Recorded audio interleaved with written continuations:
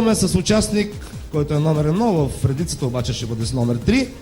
Пред вас се явява Валентина Радкева от Смядово!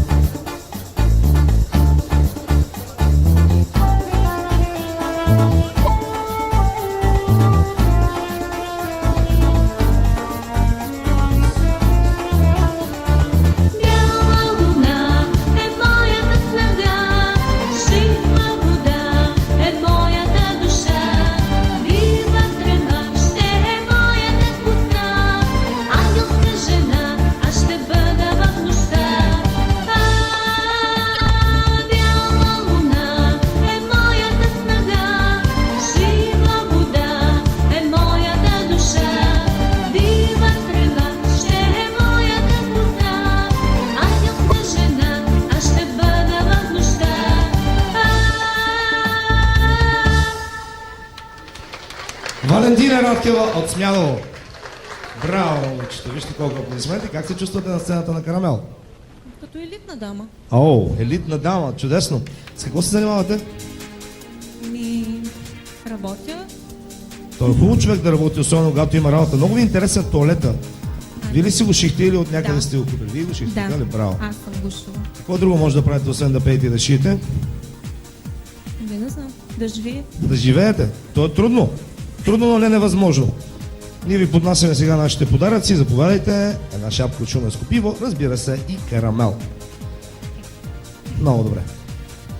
Какво бихте жертвала в името на професията си? Примерно, ако решите да станете певица, знаете, че всяка мечта си има цена. Ако трябва да платите цената за това да бъдете певица, какво ще направите? Какво сте готова да пожертвате? Не знам. Човек винаги жертва нещо, да знаете. И семейството не бих пожертвала. За... Това е много важно, което заслужава аплодисменти в момента. Благодаря ви за това участие. Искам да ви пожелая успех, да сте много щастлива и все така хубаво да пеете. Валентина Радкева от Смяново. Благодаря ви.